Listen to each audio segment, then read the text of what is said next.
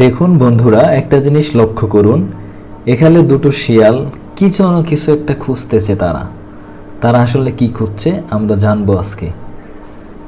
তো চলুন ভিডিওটা শুরু করা যাক। দেখতে পাচ্ছেন এখানে দুটি চিতাবাঘ পানি খাচ্ছে। এই মরুভূমির ভিতরে কোথা থেকে আসলো এই পানি?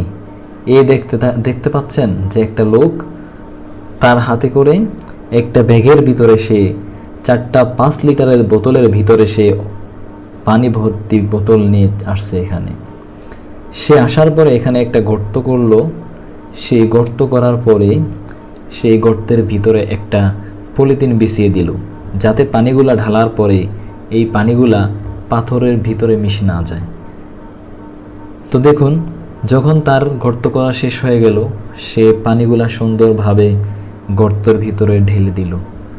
সে পানিগুলা দেওয়ার পরে সে এবার দেখবে যে পানিগুলা পশু প্রাণীগুলোর উপকারে কতটুকু আসে। সে দেখার জন্য সে একটা ক্যামেরা ফিট করে এখানে রেখে গেল। আগামী 2-3 দিন তার এই ক্যামেরা দিয়ে এখানে ভিডিও করা হবে।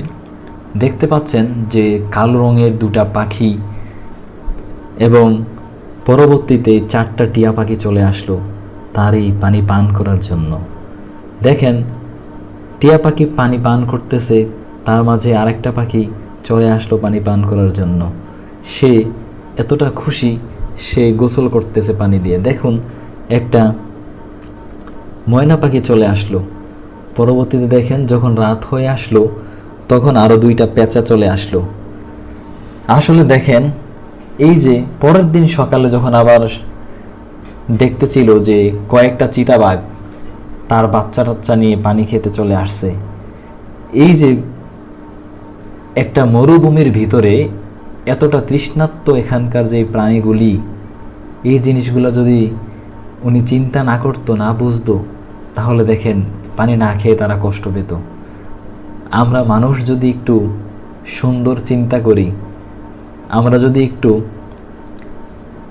পরোপকার করি, মানুষের হোক অথবা আল্লাহর এই সৃষ্টি জগতের অন্য কোনো প্রাণীর উপকার করি, অবশ্যই আল্লাহ তাআলা আমাদেরকে তার প্রতিদান দিবেন।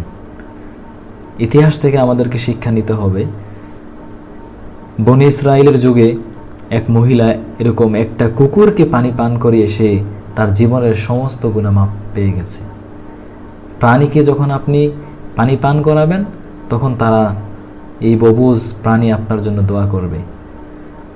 অতএব বন্ধুরা, সব সময় পরের উপকার করবেন এবং ভিডিওটি যদি ভালো লাগে আপনার কাছে, ভিডিওটি শেয়ার করে অন্যদেরকেও এর থেকে শিক্ষা নিতে সাহায্য করুন। আপনারা সবাই এই আমার চ্যানেলটি সাবস্ক্রাইব করে আমার সাথে থাকুন। নতুন নতুন ভিডিও পেতে পাশে থাকা বেল আইকনটি অন করে রাখুন। ভালো থাকবেন। আল্লাহ হাফেজ।